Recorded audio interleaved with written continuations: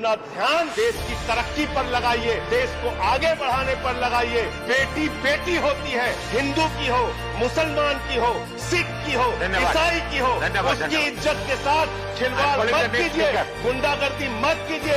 आप तय करने वाले कोई नहीं होते।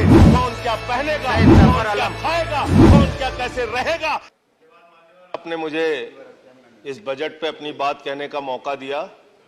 सर, मैं इस बजट पे और इनके डिजिटल इंडिया पे राजीव जी की एक कविता है, वो एक बड़े अच्छे कवि हैं, उन्होंने लिखा है, वो सदन के सामने सुनाना चाहूंगा। खाओ डिजिटल, गाओ डिजिटल, देश का बैंड बजाओ डिजिटल, रुपया डिजिटल, बैंक भी डिजिटल और सेना का टैंक भी डिजिटल। बच्चे पाए डिजिटल शिक्षा और फिर मांगे डिजिटल भिक्षा। बच्चे पाए डिजिटल शिक्षा और फिर मांगे डिजिटल भिक्षा। डिजिटल डॉक्टर, डिजिटल गोली, डिजिटल ईद और डिजिटल होली, डिजिटल सड़क पर डिजिटल कार, डिजिटल संसद और सरकार, डिजिटल खेत में करो किसानी, डिजिटल खाद और डिजिटल पानी, डिजिटल दूध और डिजिटल गाय, डिजिटल चीनी, डिजिटल चाय, भर के खाओ डिजिटल रोटी और फिर कर दो डिजिटल पोटी। ये इस बजट के बारे में एक कवि की प्रतिक्रिया है मान्यवर। और जो इस सरकार के दावे हैं, अब उस पर थोड़ी बात कर लेते हैं मान्यवर। इन्होंने कहा है कि 60 लाख नौकरियां देंगे। मैं पूछना चाहता हूं, आपने तो स्वयं स्वीकार कर लिया, पहले तो आप 2-2 करोड़ करके लोगों को मूर्ख बनाते रहे और अब आप खुद स्वीकार कर रहे हैं कि 2 करोड़ आपके बस की नहीं है। अब आप 60 लाख नौकरियां देने की बात कह रहे हैं। और आप नौकरियां कैसे दे रहे हैं नौजवानों को मान्यवर?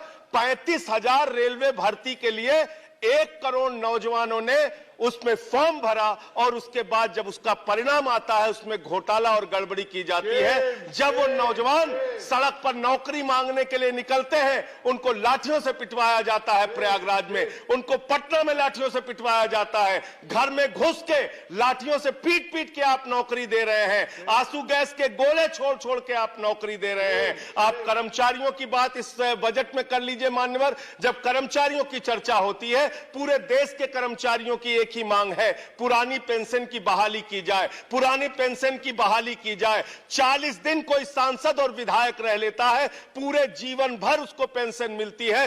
40 साल कोई कर्मचारी नौकरी करता है, उसकी पेंशन आपने खत्म कर दी। पेंशन तो छोड़िए, टैक्स के राहत की उम्मीद थी कर्मचारियों को, आपने इस बजट में वो भी नहीं दिया। इसके साथ साथ मान्यवर, आपने इस बजट में किया क्या है? 22 तक सबको घर देने की आपकी योजना थी। वो 22 तक घर देने की योजना भी पूरी तरीके से जमीन पर उतर के नहीं आई, वो भी फेल साबित हुई। जब आपसे पूछा जाता है सरकार की उपलब्धि क्या है, सरकार की आमदनी क्या है, आप सीना ठोक के कहते हैं अरे हमने तो आमदनी बढ़ा दी, देश का एयरपोर्ट बेच दिया। फिर आपसे पूछा जाता है कुछ आमदनी बढ़ी क्या सरकार की, कहते हैं हाँ हाँ बिल्कुल बढ़ा दी, steel authority of India limited बेच दिया, कोल इंडिया बेच दिया, बीपीसीएल बेच दिया, एलआईसी बेच दिया, बैंक बेच दिया, पोर्ट बेच दिया, सब कुछ बेचने का काम किया। ये आपका मेक इन इंडिया है, ये आपका डिजिटल इंडिया है। मान्यवर, मैं खत्म कर रहा हूं मान्यवर। मैं मनरेगा की आप बड़ी पीठ थपथपाते हैं अपनी, मनरेगा की चर्चा बहुत होती है। मनरेगा का बजट आपने खत्म कर दिया, खाद की सब्सिडी आपने कम कर दी। इसका मतलब जो गरीबों को अन्न देने की योजना है, वो भी योजना एकमात्र आपकी दिखावा है और मार्च के बाद गरीबों को अनाज हिंदुस्तान में मिलना बंद हो जाएगा। अंत में आपके माध्यम से एक ही इस सरकार से अनुरोध करना चाहूंगा कि अपना ध्यान देश की तरक्की पर लगाइए, देश को आगे बढ़ाने पर लगाइए। बेटी बेटी होती है, हिंदू की हो, मुसलमान की हो, सिख की हो, ईसाई की हो, उसकी इज्जत के साथ खिलवाड़ मत कीजिए, गुंडागर्दी मत कीजिए। आप तय करने वाले कोई नहीं होते। कौन क्या पहनेगा, कौन क्या खाएगा, कौन क्या कैसे रहेगा, कौन Zafar Islam, I'm sorry. Please. Thank you very much, sir. First of all, I would